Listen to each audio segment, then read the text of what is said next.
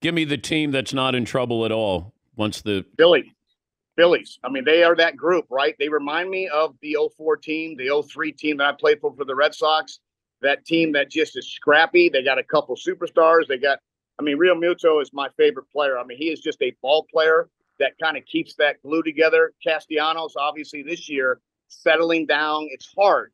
You sign a big deal. We see it all the time. You come in trying to do too much. And then when things settle down, he's the player that they've all wanted. And you've seen what he can do. Schwarber, it doesn't make sense to a lot of people, but he draws his walks. Yes, the strikeouts there, but he's got 50 home runs in that back pocket. And obviously Bryce Harper is all ball player. And Trey Turner, he is getting hot. When he's hot, this team's dangerous, and I think they're the team. Okay, help me understand Kyle Schwarber. He does hit home runs. He gets on base. He's not a great player. He can't run. He strikes out, but he's extremely valuable. I still have to believe, Kevin, putting the ball in play is far more valuable than striking out, 150 to 200 times.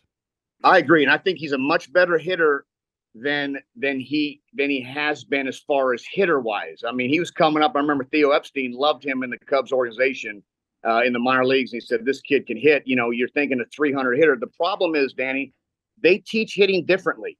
And it bothers me. I'm with you. I hated striking out. I don't care if I popped up to the pitcher, but when you struck out, that pitcher got you. And I always tell you this, hitting is a mentality. You have to figure out and believe that you're the greatest player in the world from the on-deck circle, walking to that home plate. Facing Roger Clemens, think about it.